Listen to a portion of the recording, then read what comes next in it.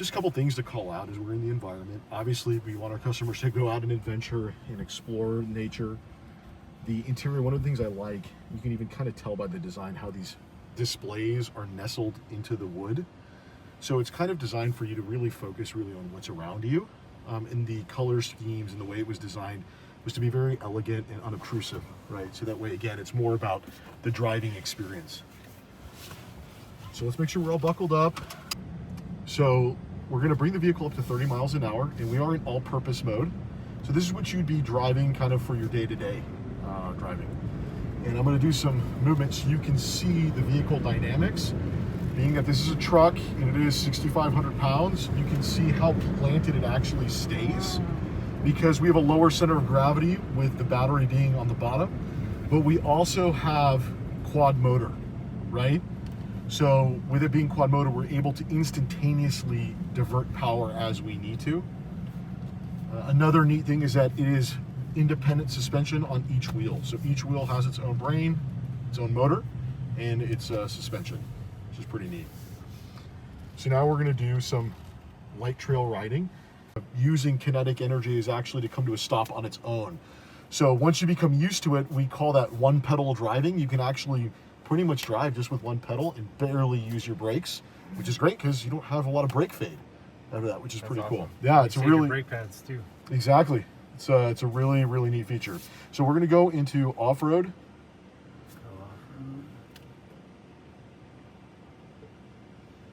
And you can see the vehicle's articulating up, right? It's raising itself up, so we're just gonna wait for it to do that.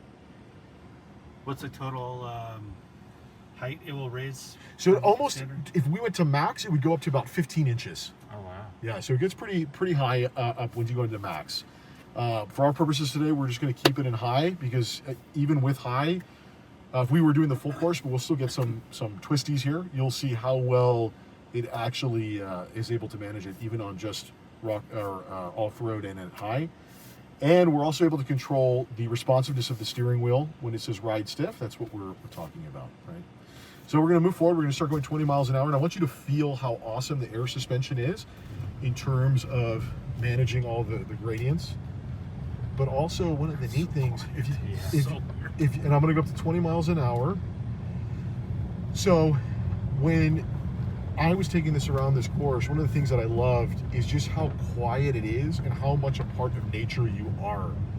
So when you're going out adventuring, you can hear the birds chirping, you can hear the ground moving beneath you, so you don't have this motor struggling to get over obstacles. It's so effortless.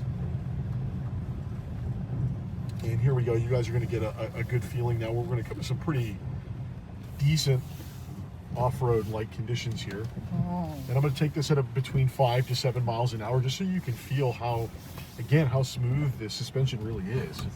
Is this are these trucks full-time four-wheel drive or part-time? All full-time, okay. All-wheel drive. And the only time that would change is when you would go into conserve mode for long-distance driving. If you just wanted to ink out even more range, it would actually cut it down from 4 motors to 2 motors. Okay. Yep. That makes sense. So I'm going to bring up speed again because I just want you to see how well this vehicle handles on trails. Just how smooth it is. This has been open since World War II, and I believe they did use it to land some World War II planes out here. Also, this is where a portion of Ford versus Ferrari was filmed. Sorry. Yep. Nice. So that's 0 to 60 in 3 seconds. Wow. Let's, yeah. 3, 2, 1.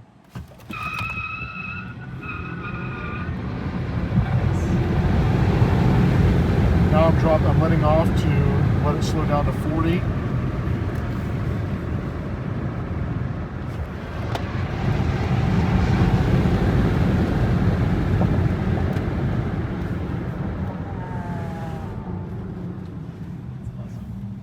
But today, for our purposes, we're going to be demonstrating the adaptive cruise control. Did you do that launch in sport mode or all-purpose mode? All-purpose. Oh, yeah. Wow. Isn't that cool? Yeah. So that was at the standard ride height. So what you'd be using for the day-to-day driving.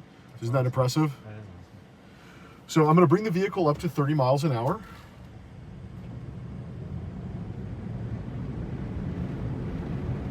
And I'm going to go ahead and engage the adaptive cruise control. And again, we've been very intuitive and thoughtful with how we design things. This scroll wheel will control the car length, the distance that you'd like to maintain from the vehicle in front of you. So it's very easy to make those adjustments on the fly. And we have a dummy car set up for you here at the end of this mock road, so you can see how gracefully the vehicle comes to a stop.